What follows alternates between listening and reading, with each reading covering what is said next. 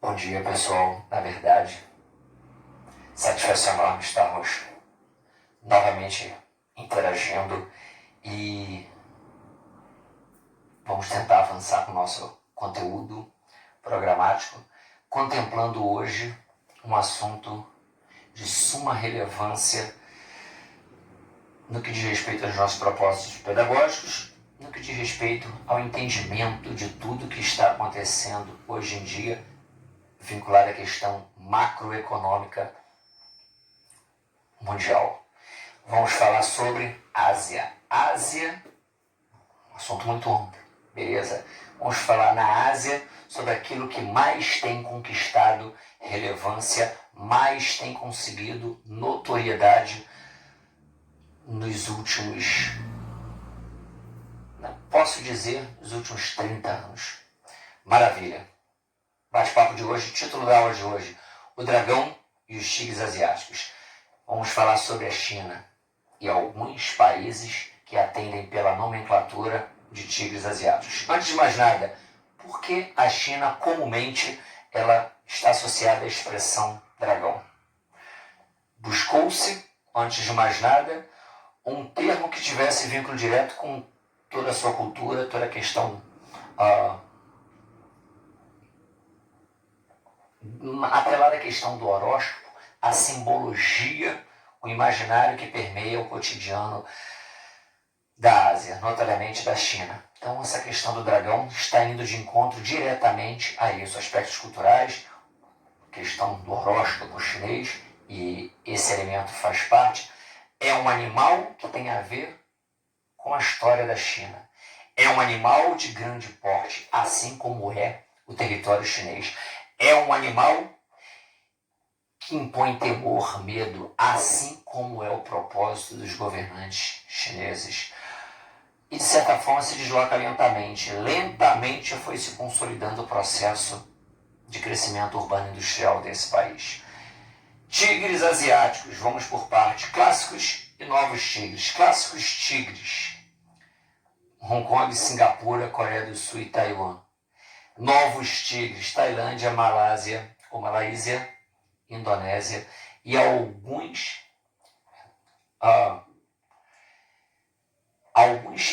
teóricos inserem nesse contexto Vietnã. A maior parte não, então vamos ficar aí com Indonésia, Malásia e Tailândia. Ótimo. Tigres, animais que também impõem temor. É o propósito de seus líderes. Animal de menor porte, assim como o território desses países. Animal que se desloca rapidamente, assim como foi o crescimento urbano industrial desses países. Então, só para que a gente possa se situar e num pontapé inicial para a nossa aula já termos a percepção de que não são termos escolhidos aleatoriamente. Beleza, vamos avançar. E China, tópico do nosso bate-papo. A China sob a tutela de Mao Tse-tung.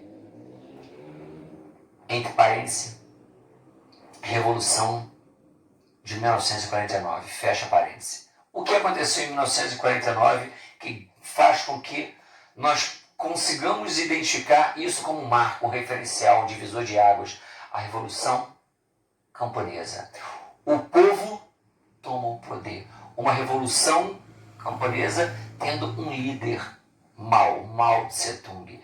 Ele foi um grande visionário, ele foi um líder que conseguiu criar esse divisor de águas, a China antes e a China depois. Na verdade, se a gente para analisar, foi um visionário porque ele percebeu que a China não poderia ganhar visibilidade no cenário internacional se continuasse a ter a base da sua economia atrelada ao setor primário. A China não poderia ser uma fornecedora de bens agrícolas. Precisava ter a base da sua economia atrelada aos setores secundário e terciário. Para tanto, profundas alterações precisariam ser observadas e ele fez com que essas ideias saíssem desse plano do imaginário e começassem a ganhar solidez. Vamos pontuar alguns aspectos. Primeiro tópico, implantação do regime socialista e, de certa forma, estatização econômica. 2 tópicos vinculados ao mesmo item. Ótimo. O que nós conseguimos perceber com isso? A China toma partido. 1949. Contexto de Guerra Fria. Pós-Segunda Guerra Mundial. O mundo dividido entre 2 eixos. E se eu digo que gosto do verde, ou gosto do amarelo, se eu preciso me posicionar diante dessa dicotomia, se eu escolho o verde, quem gosta do amarelo passa a me odiar.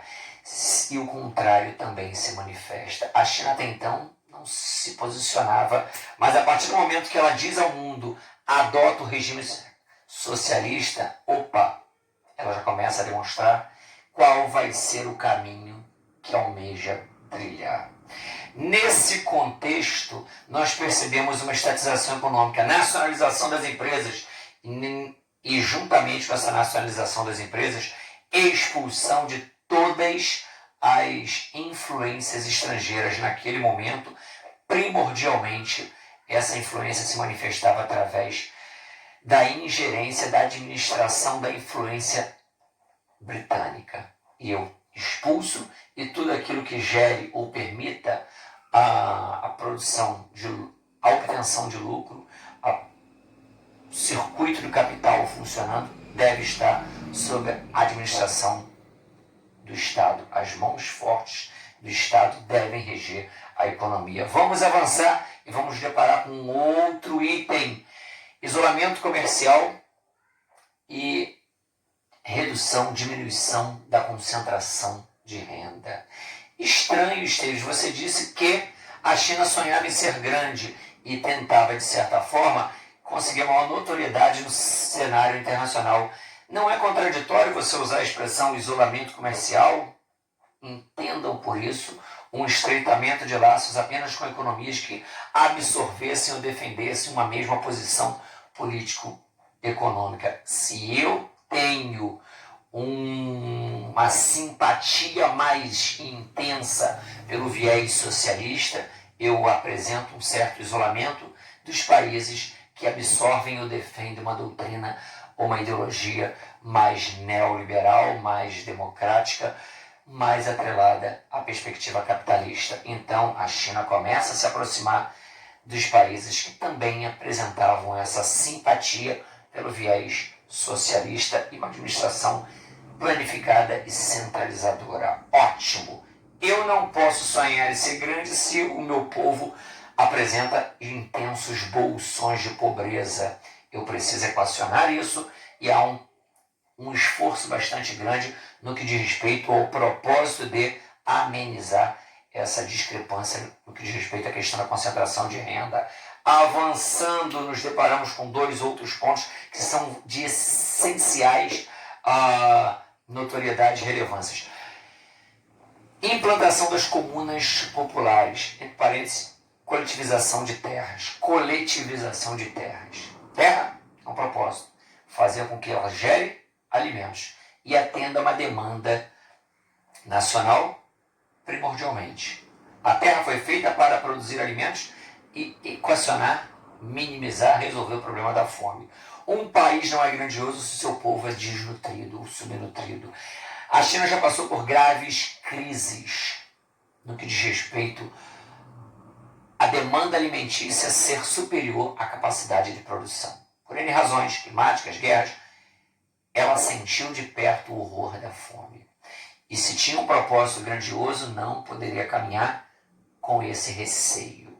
Juntamente com esse tópico, a implantação das comunas populares, entre parênteses, coletivização de terras, eu gostaria que vocês colocassem investimentos em setores estratégicos. Vamos guardar essa informação. Volta à questão da coletivização de terras.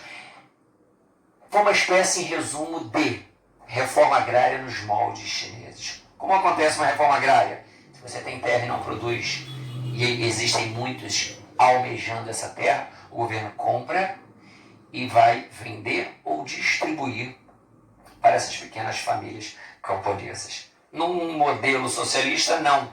Eu exproprio, eu tomo. Eu tomo e vou distribuir. Mas esses que recebem têm metas de produção. E essas metas precisavam ser respeitadas, a fim de que punições não acontecessem ou, eventualmente, a própria perda do lote, da gleba rural. Deu certo? Sim. Primordialmente, vamos perceber que hoje a China consegue atender a demanda interna e também consegue ser vista como uma grande fazenda agrícola, um grande celeiro mundial. Exporta. Então é a demonstração clara, cabal, incontestável de que os propósitos da China no que diz respeito à questão fundiária conseguiram atingir, com ressalvas, com problemas, com necessidade de reestruturações, o seu objetivo. Investimentos em setores estratégicos. Vamos subentender como setores estratégicos as indústrias de bélica e de base. Bélica, equipamentos vinculados à questão de autodefesa. Materiais atrelados à guerra. E isso vai de encontro ao início do nosso bate-papo. Vocês se recordam que eu havia dito que a Revolução aconteceu em 1949, contexto de Guerra Fria, e a China tinha assumido uma postura socialista? Diante disso, eu preciso me resguardar, eu preciso me defender, eu agora passo a ter pseudo-inimigos. Então, investir no setor bélico é de suma relevância. Setor ou indústria de base. Se eu sonho em ter a base da minha economia atrelados aos setores secundário e terciário, eu preciso criar os alicerces. Eu preciso criar uma estrutura que dê condições para que outros ramos industriais possam se materializar. E isso ocorre a partir das mãos fortes do Estado, implantando as indústrias chamadas de base.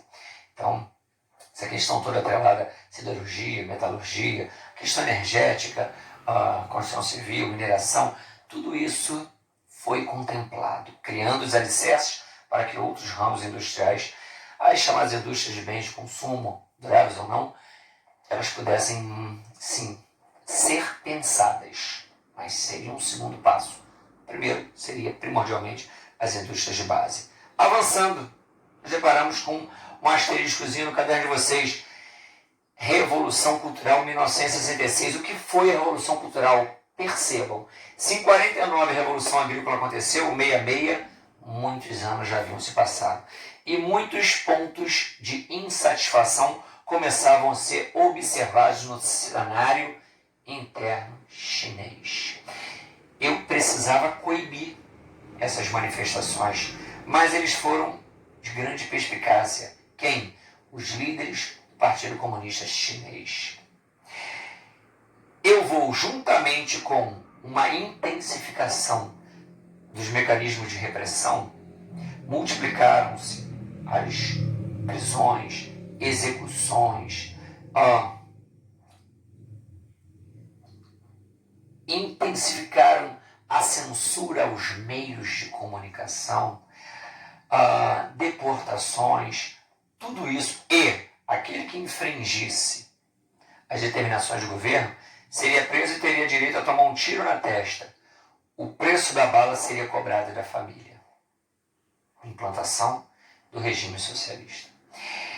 Mas, juntamente com isso, tiveram a percepção de que, se Mao for visto, Mao Tse-tung for visto, como enviado à Terra com a função de reger seu povo rumo à prosperidade, eu passo a conferir a Mao Tse-tung, um líder político, conotações religiosas. Falar mal de um político é normal, falar mal de um líder espiritual é pecado.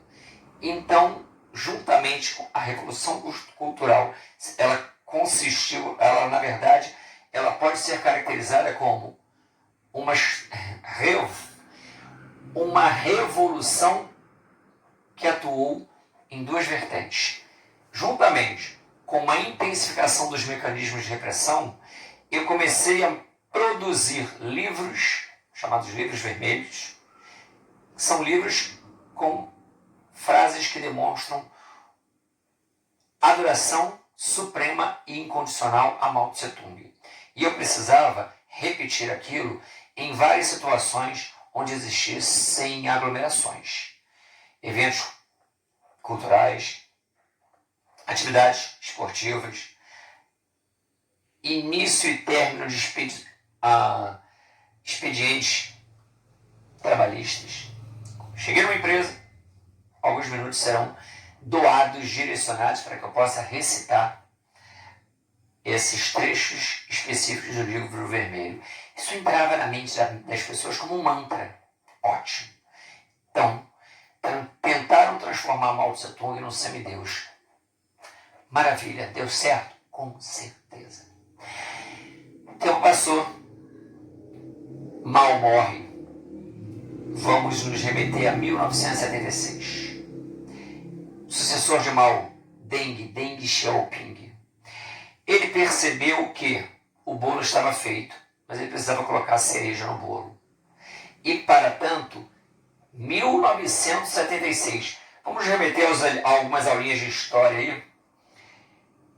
Glasnost, perestroika me remete à Rússia, a União Soviética, que mais à frente passaria a ter grande parte da sua estrutura militar gerenciada pelos russos. A Rússia era uma das repúblicas que faziam parte, mas a União Soviética começava a demonstrar debilidades. Em 1935, Gorbachev implanta mecanismos que procuraram dar um socorro à União Soviética. Não vou entrar no mérito, mas em vertentes econômicas e sociais, perestroika e glasnost. 85, a União Soviética estava muito mal. 76 já estava demonstrando certa debilidade. Deng Xiaoping percebeu e observou o seguinte: se eu caminhar de forma incondicional, abraçado ao modelo soviético, eu talvez sucumba, assim como tudo demonstra que vai ocorrer com o grande império vermelho. O Kremlin demonstrava que poderia não ser tão indestrutível assim.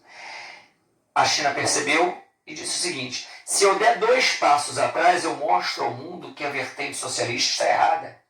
Se eu continuar abraçado incondicionalmente, eu vou sucumbir. Então eu vou dar 1 passo atrás.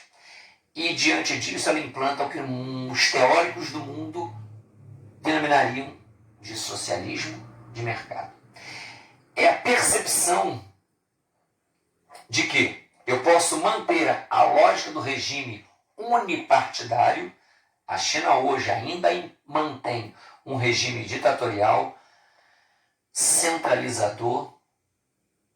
Mãos fortes do Estado demonstram que estão acima de tudo e de todos. Não existem eleições livres, mas sob o prisma econômico, ela é mais flexível e mais liberal do que, por exemplo, os Estados Unidos. Então ela assume a lógica do 1 partido, 2 sistemas. Manutenção do viés socialista sob o prisma político, socialismo de mercado, adaptação do viés econômico sob o prisma capitalista. Então, diante disso, ela implanta no seu território, em faixas litorâneas, na porção leste, o que nós chamaríamos de ZEs ou ZPEs, zonas econômicas especiais ou zonas de produtos para exportação. São cinturões urbanos-industriais que usufruem de isenção total de tributos e, no primeiro momento, utilização de mão de obra detenta. Imagine a nossa Zona Franca de Manaus. Zona Franca de Manaus não se paga tributos. Então eu vou para lá, não pago nenhum tributo ao governo. Me utilizo de um cidadão que até então trabalhava na roça, vou dar alguma qualificação a ele e vou dizer: você vai ter uniforme, crachá, vai trabalhar num ambiente climatizado, vai ter todos os direitos trabalhistas, um plano de saúde, atendimento odontológico. Meu Deus do céu, eu vou pagar 30%, 40% do que eu pagaria ao cidadão se eu tivesse uma ABCD paulista. Ele lá vai ficar feliz. Então eu ganho utilizando-me de uma mão de obra barata e isenção de tributos. Isso na Zona Franca de Manaus. Joga para a Zona Franca nos moldes chineses. Isenção total de tributos e mão de obra detenta. Detento recebe salário? Não. Aí eu consigo entender porque aqui na década de 90 a gente começa a perceber uma avalanche de produtos que tinham ou poderiam até ter uma qualidade não tão confiável, mas que conseguiam colocar a lógica da concorrência em patamares nunca antes observados. E a gente percebe o seguinte: em outrora, na época a gente percebia 3 canetinhas chinesas sendo vendidas no preço de R$1. Eu via uma Bic francesa, acho que já está devidamente implantada no território brasileiro, e faz parte da indústria nacional, sendo comercializadas a 78 centavos a unidade. Agrada mais os olhos produto chinês em vários ramos. Então eu adquiro e agrada bastante ao bolso. A médio prazo pode ser que não tenha a mesma qualidade, resistência e durabilidade, mas eu vou observar isso em alguns ramos a médio prazo. Então essa implantação das zonas econômicas especiais justificam o quê? Um crescimento avassalador, e a China transforma o mundo no seu quintal. Porque o que a gente começa a observar nas grandes regiões metropolitanas do Brasil, a gente também percebe em vários outros países periféricos e centrais. Isso faz com que a China cresça a mais de 12%, há mais de pelo menos 2 décadas e meia. E ninguém consegue competir com ela. Estudiosos demonstravam que se tudo continuasse dessa forma, nos próximos 40 anos a China passaria os Estados Unidos. Estão revendo. Se tudo continuar dessa forma, acredito que em menos de 2 décadas isso deve ocorrer. Não estamos falando de coisas pequenas, aliás, prendam-se à seguinte frase: China, um país onde tudo acontece no superlativo, de bom e de ruim. Vamos avançar, e é interessante a gente localizar algumas situações. Eu gostaria que vocês situassem mentalmente China, zonas econômicas especiais, costa, seu litoral, porção leste. Se está na porção leste, se está numa costa, prioriza o mercado interno ou externo? Externo. Se eu tenho um grande centro urbano industrial, cinturões industriais de uma área interiorana, ela prioriza o mercado nacional. Se isso não acontece, está no litoral, o foco, o que é preponderante, é exportar. E esse foi o propósito chinês. Gostaria que vocês pontuassem grandes áreas de mineração: norte, sul, leste, oeste, porção noroeste, grandes jazidas minerais, porção sudoeste, grande celeiro agrícola. Só para a gente ter a noção de que não acontece nada de forma aleatória. Costa leste, cinturões urbano-industriais. Porção central, grande deserto chinês, deserto de Taklamakan. Taklamakan, lugar de onde ninguém escapa. Nome bem imponente, né? Muitos são aqueles que realmente, esses estudos demonstram que lideram o número de desertos no mundo onde as pessoas entram e jamais são vistas. Por isso esse nome. Vamos avançar ao tópico 3 do nosso caderno. Relação do dragão com os tigres asiáticos. É como se tivéssemos a capacidade de criar uma rede que nos remeteria à seguinte percepção: vamos subentender uma divisão internacional do trabalho num prisma asiático. A China produzia em ramos específicos de baixa e média tecnologia, nível de qualificação, valor agregado. O Japão fazia parte, ou estava preso a um nicho de alto valor agregado. Ótimo. A China não entrava em rota de colisão com o Japão, no primeiro momento. Ela queria mostrar ao mundo que, olha, eu consigo produzir bens manufaturados. E vocês vão ver isso. Mas essa parte já passou. E a China se projeta no cenário internacional agora dando mais um passo. Quer provar que consegue, é capaz de atuar em ramos de alto valor agregado. Opa! Você já deve ter visto carros da Jack Motors. Já deve ter visto carros da marca Chery, por exemplo. Detentos produzem automóveis? Não.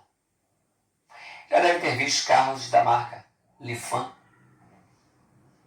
Montadoras automobilísticas materializam que a China já está conquistando um espaço internacional, atuando em ramos que em outrora apenas países centrais atuavam, como exemplo o Japão.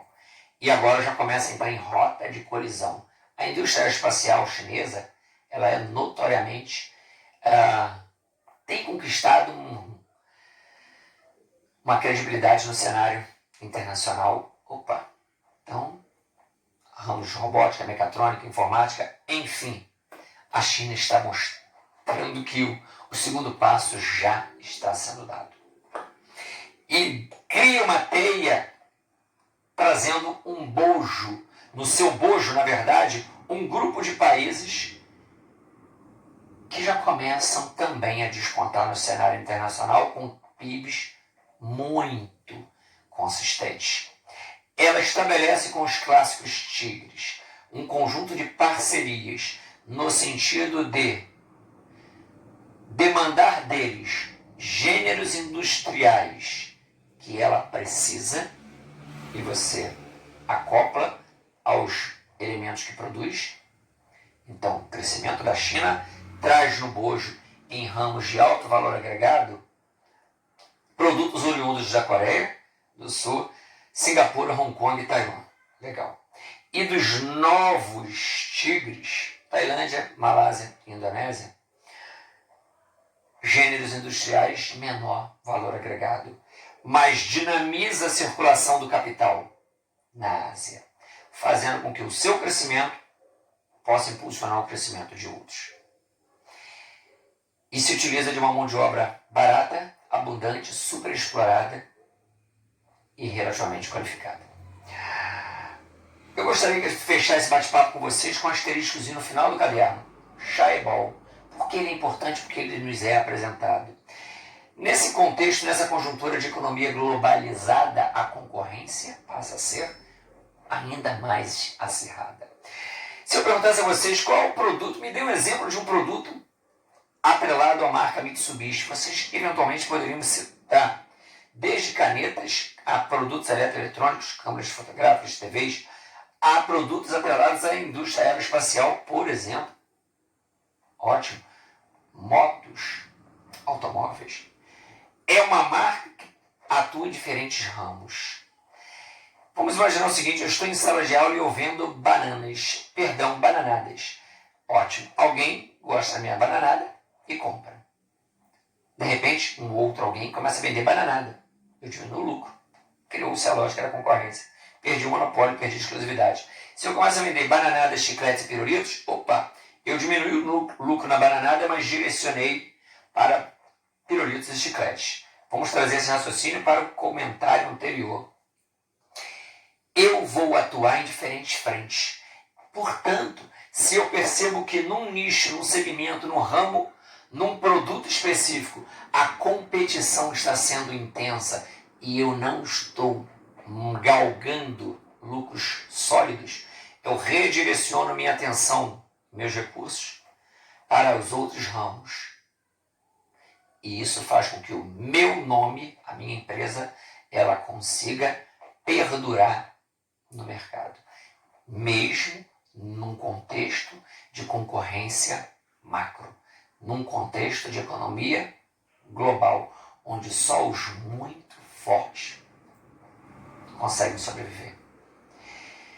Essa lógica de Chaebol está muito atrelada à economia asiática, notadamente também envolve a China, também é vislumbrada, também observada, também percebida em vários países que eu intitulei como atrelados ao termo de tigres asiáticos.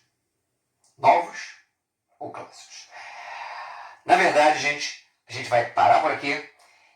Tenho certeza que a gente conseguiu aí traçar um panorama relativamente amplo, e mais à frente vocês vão se deparar com uma atividade, um artigo complementar, ou coisas de gênero que vão permitir um aprofundamento, uma compreensão, um detalhamento ainda maior. Beleza? Forte abraço, saudades e até. Saudades mesmo. Até mais.